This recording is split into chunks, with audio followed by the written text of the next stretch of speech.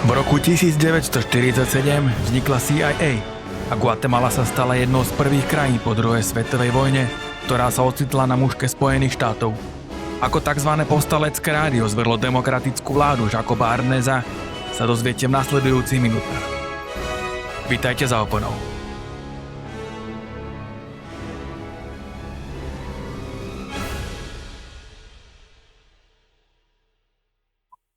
Operácia PB Success predstavuje jeden z prvých modelových príkladov modernej cover action, kde sa spájajú spravodajské operácie CIA, psychologická vojna, propaganda, ekonomická korporátne záujmy. Kapitola 1. Vznik CIA a mandát pre cover action. Aby sme pochopili princíp, na ktorom bola operácia PB Success plánovaná a schválená, vrátime sa k povojnovému bezpečnostnému rámcu Spojených štátov. National Security Act z roku 1947 vytvoril ústrednú spravodajskú službu CIA a zároveň ustanovil National Security Council NSC ako hlavný koordinačný orgán bezpečnostnej politiky USA. Pôvodne mala CIA plniť predovšetkým analytické a spravodajské úlohy.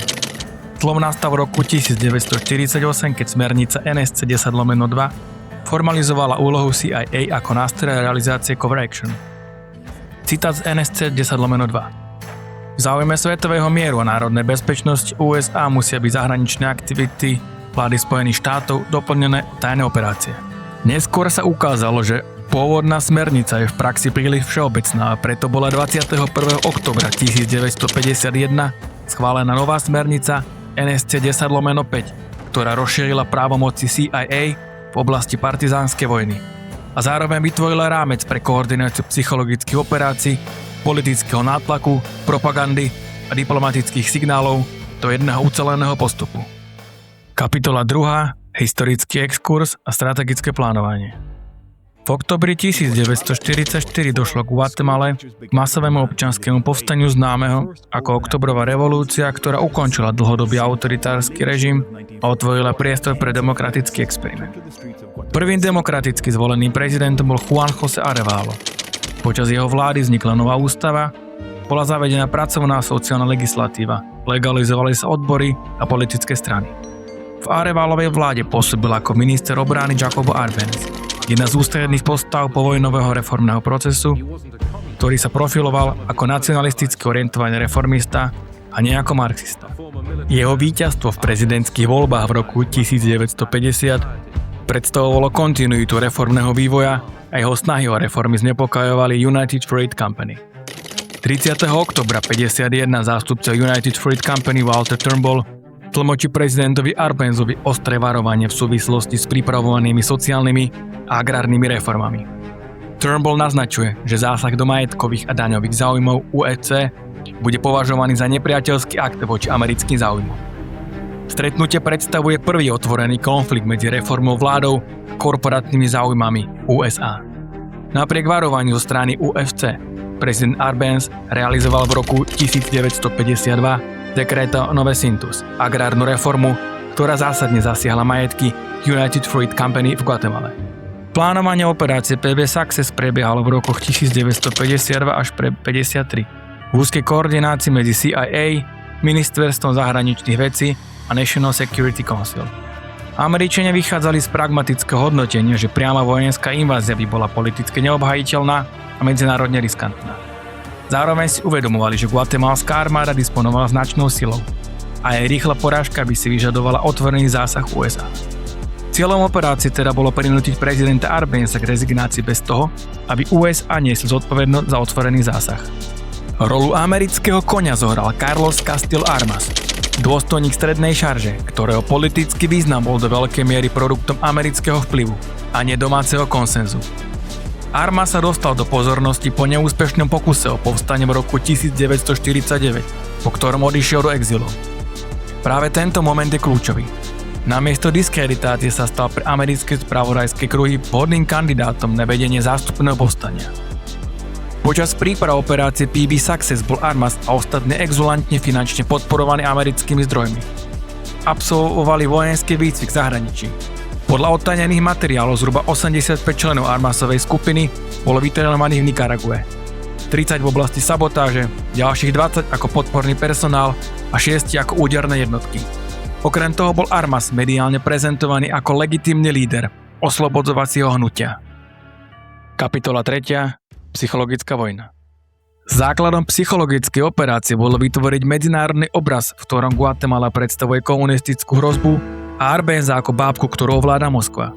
Toto je evidentné z dobových dokumentov CIA a State Departmentu. Jedným z propagandistických trikov bolo vymýšľanie správ o sovietských dodávkach zbraní do Guatemaly prostredníctvom ponoriek. Ich následne objavenie a medializovanie, pričom samotné zbranie vopred naranžovala americká CIA. Kľúčovým nástrojom PSYOPS bola rozhlasová stanica La Voz de la Liberación, hlas oslobodenia, ktorá predstavovala jednu z najsofistikovanejších psychologických operácií svojej doby. Samotný názov nebol náhodný, mal evokovať spontánny domáci odpor. Stanica bola riadená CIA, technicky zabezpečená z zahraničia a vysielači boli umiestnené v susednom Hondurase a Nikarague. Prvé vysielanie sa uskutočnilo 1. mája 1954, pričom bol zámerne využitý sviatok práce, aby bol záber rádia čo najväčší. Odtajnené dokumenty CIA ukazujú, že výroba relácií neprebehala v Guatemale. Texty a nahrávky vznikali v zahraničí, predovšetkým na Floride, a následne sa technicky upravovali tak, aby zneli ako improvizované polné vysielanie. Na ich výrobe sa podielal tým hlásateľov z Guatemaly, ktorých CIA priviedla na vojenskú základňu Opaloka a vycvičila. Kľúčovým mechanizmom bola asymetria informácií. Guatemalská vláda nemala spoľahlivé údaje o skutočnom stave povstania. Vysielanie La Voz túto asymetriu zneužívalo tým, že prezentovalo detailné, technicky presné no fiktívne správy. Dôležitý bol aj princíp časovej synchronizácie. Rozhlasové hlásenia boli zosúladené s reálnymi, hoci obmedzenými udalosťami v teréne, napríklad s menšími ozbrojenými incidentmi alebo diplomatickými vyhláseniami Spojených štátov. Architekti PSYOPS využili aj tzv. Orson Welles efekt, keď médium vytvorí ilúziu reality tak presvedčivo, že publikum prestane rozlišovať medzi realitou a fikciou. Pomenovanie vychádza z rozhlasovej hry Vojna svetov z roku 1938, pri ktorej časť Američan uverila, že ide o skutočné spravodajstvo a svet naozaj napadli Marťania. Tento mechanizmus využila aj La Voz pri výrobe umelo vytváraných simulácií bojových akcií. Vysielanie opisovalo fingované prestrelky, presuny jednotiek, letecké útoky a obsadenie strategických bodov, ktoré sa buď vôbec neodohrali, alebo mali len symbolický a lokálny charakter. Situácia sa vyostrila, keď štátne rádio TGV, podporujúce Arbenza, muselo prerušiť vysielanie kvôli technickým úpravám. La Voz využil uvoľnenú frekvenciu TGV a začal vysielať na tej istej frekvencii.